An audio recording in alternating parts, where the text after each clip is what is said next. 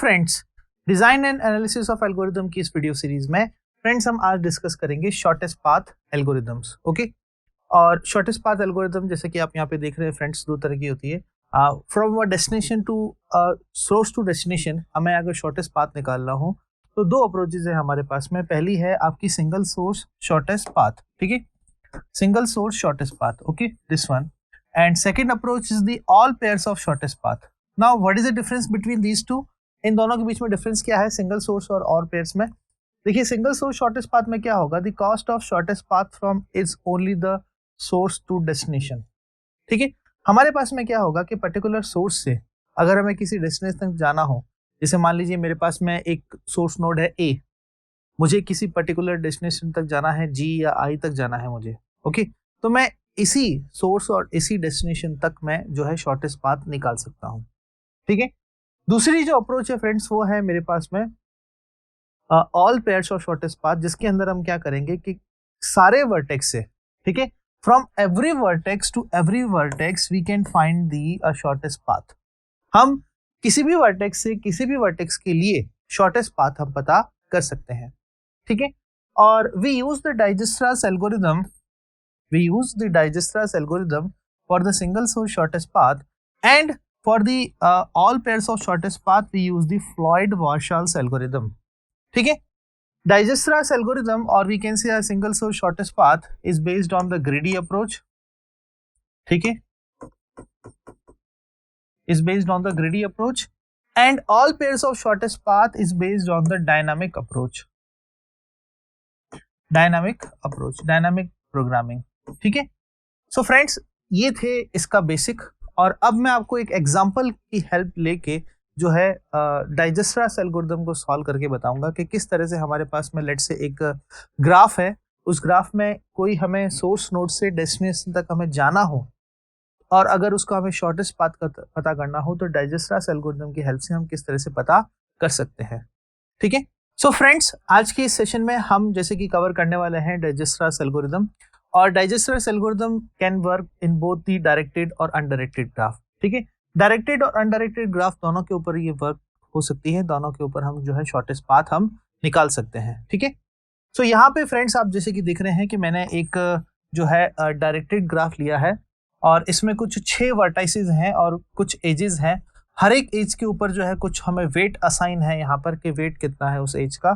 ठीक है, ये सब हमें यहाँ पे गिवन है। ओके, और हमें ये पता करना है फ्रेंड्स कि जो वर्टेक्स मान लीजिए 1 है, 1 से जो है अदर वर्टेक्स की डिस्टेंस कितनी है ये हमें पता करना है। ठीक है, स्टार्टिंग जो वर्टेक्स है फ्रेंड्स वो कोई भी हो सकता है। ठीक है, सोर्स नोड कोई भी हो सकता है, उस सोर्स नोड से अदर नोड के बीच में डिस्टेंस कितनी है वो हम पता कर सकते हैं। ठीक है, जैसा कि मैंने आपको सिंगल सोर्स शॉर्टेस्ट के बारे में कहा कि एक सिंगल सोर्स नोड से किसी पर्टिकुलर डेस्टिनेशन तक हमें अगर शॉर्टेस्ट पाथ निकालना हो तो हम जो है डाइजेस्ट्रास एल्गोरिथम यूज में लेते हैं, that is based on the ग्रेडी approach. But यहाँ जो है हम all pairs of shortest path नहीं ले रहे हैं, इसलिए सारे वर्टेक्स से सारे डेस्टिनेशन, या मैं कहूँ ऑल सोर्सेज ऑल डेस्टिनेशन तक हम पाथ नहीं निकाल सकते। ठीक है, उसके लिए हमें फ्लॉयड वॉर्शल्स यूज में लेना पड़ेगा, जो कि अप्रोच है किसकी, एक डायनामिक प्रोग्रामिंग की अप्रोच है। ठीक है, तो इसमें आपको क्या करना है फ्रेंड्स, एक इस तरह की एक टेबल बनानी है आपको, 6 वर्टाइसेस हैं। ठीक है, और फर्स्ट जैसे कि माना कि स्टार्टिंग जो वर्टेक्स है मेरा वो कौन है, 1 है। ठीक है, 1 से मुझे जो है डिस्टेंस पता करनी है, शॉर्टेस्ट पाथ पता करना है अदर वर्टेक्स के लिए। तो अब जैसे कि ये हमारा स्टार्टिंग नोड है, अब स्टार्टिंग नोड से स्टार्टिंग नोड की डिस्टेंस क्या होगी, 0 ही होगी, ऑब्वियस सी बात है, 0 है, तो मैंने लिख दी। अदर जो वर्टाइसेस है उनकी अभी हमें नहीं पता है कि डिस्टेंस क्या है, तो इनिशियली मैंने यहाँ पे क्या लिख दिया, इनफाइनाइट लिख दिया है।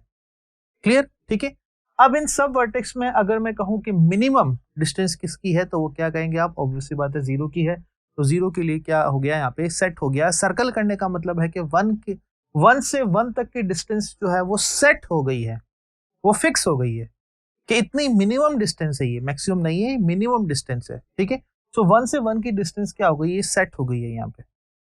क्लियर? तो और मैं अगर बात करूं फ्रेंड्स, जैसे जो आउटगोइंग एजेस है 1 से 3 कितनी है, 45, तो मैंने यहाँ 45 लिख दिया। 1 से 2 कितनी है, 50, तो हमने यहाँ पे 50 लिख दिया है। देन फ्रेंड्स 1 से 4 कितना है, 10 है, तो मैंने 10 लिख दिया है। और 5 और 6 की 1 से डिस्टेंस नहीं है, इसलिए यहाँ पर क्या लिखा है हमने, इनफाइनाइट लिखा है, वो हमें पता नहीं है। पहले स्टार्टिंग क्या था, सबसे हमने स्टार्टिंग की 1 से स्टार्टिंग किया, अब 1 को हमने सेट कर दिया कि 1 के लिए मिनिमम डिस्टेंस कितनी है, 0 है। ठीक है, अब इन सब में ये तो सेट हो चुका है, सर्कल का मतलब वो सेट हो गया है कि मिनिमम डिस्टेंस है। रिमेनिंग में सबसे मिनिमम डिस्टेंस किसकी है फ्रेंड्स, नोड 4 की है। मतलब नेक्स्ट जो पाथ होगा वो किसके लिए होगा, 1,4 के लिए होगा। ठीक है, तो ये 0, देन यहाँ पे क्या हो गया, ये 10 सेट हो गया। ठीक है, 10 सेट हो गया है, this is the 0 distance. Okay, और उसके बाद में ये इसकी 10, ठीक है, ये 10 सेट हो गया यहाँ पे, इसकी ये 10 डिस्टेंस है। ओके, नाउ फ्रेंड्स अब हम देखें कि 4 से जो आउटगोइंग जो एजेस है वो कौन कौन सी है। ठीक है, 4 से आउटगोइंग एजेस, तो 4 से आउटगोइंग एजेस, यहाँ से 4 एजेस जो है, 2 इनकमिंग है, 2 आउटगोइंग है। 4 से 1 की डिस्टेंस कितनी दे रखी है, 20, 4 से 1 की डिस्टेंस, बट वो तो आ चुकी है 0। ठीक है, और 4 से 5 तक की डिस्टेंस कितनी दे रखी है, 15।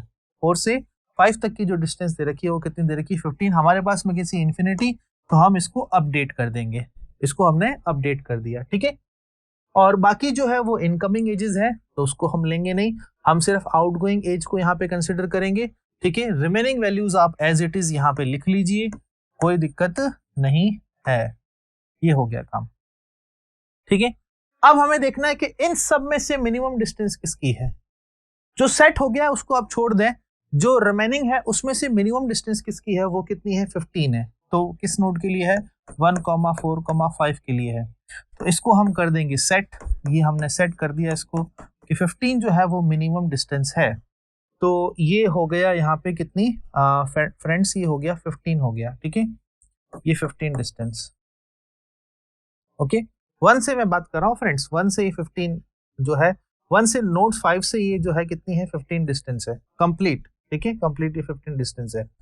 ओके, सो फ्रेंड्स ये मिनिमम डिस्टेंस आ गई। और अब आप देखें कि 5 से आउटगोइंग एजेस कौन कौन सी है। 5 से जो आउटगोइंग एजेस है, देखें वो 2 आउटगोइंग एजेस हैं, 3 इनकमिंग एजेस हैं, एक है 5 से 2, एक है 5 से 3।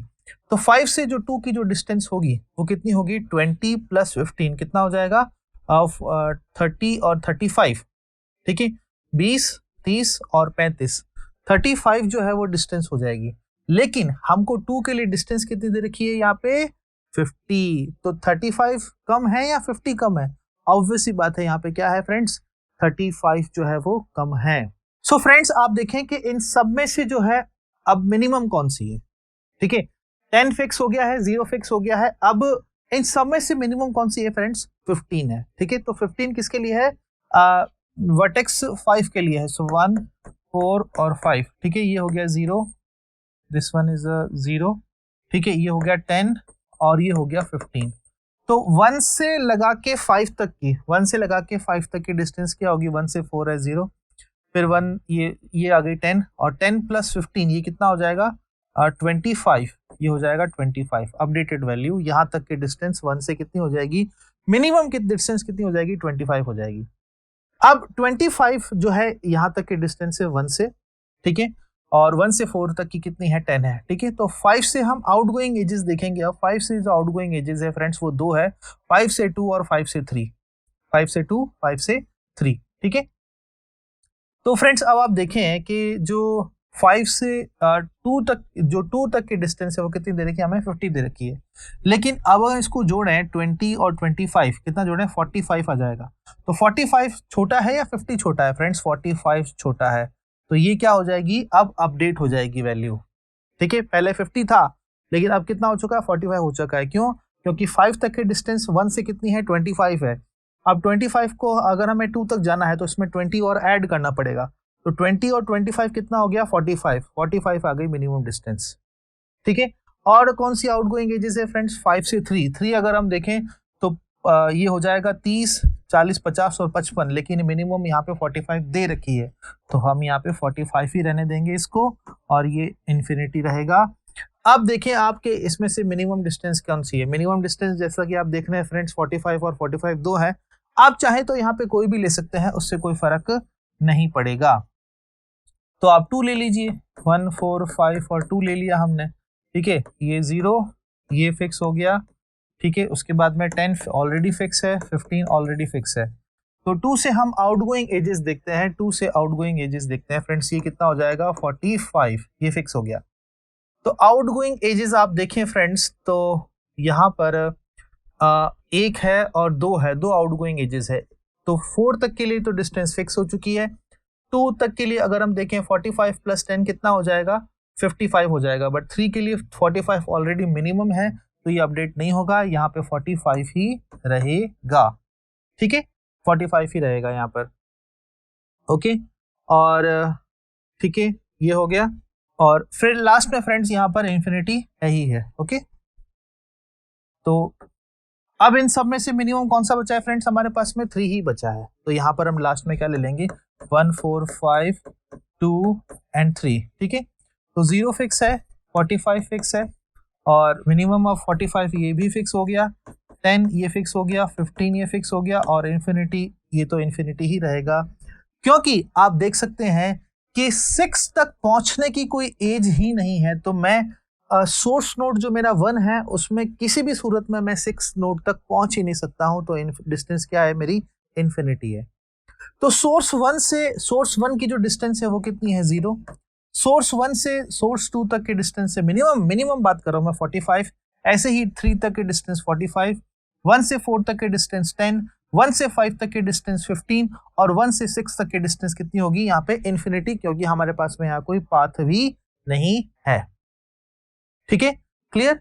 सो friends, this is the way that how we solve the Dijkstra's algorithm. और एक जो है नोट आप और लगा के लिख लीजिएगा फ्रेंड्स, नोट आपको लगा के क्या लिखना है कि Dijkstra's algorithm doesn't work if the edge weight is negative. ठीक है, does not work if edge wait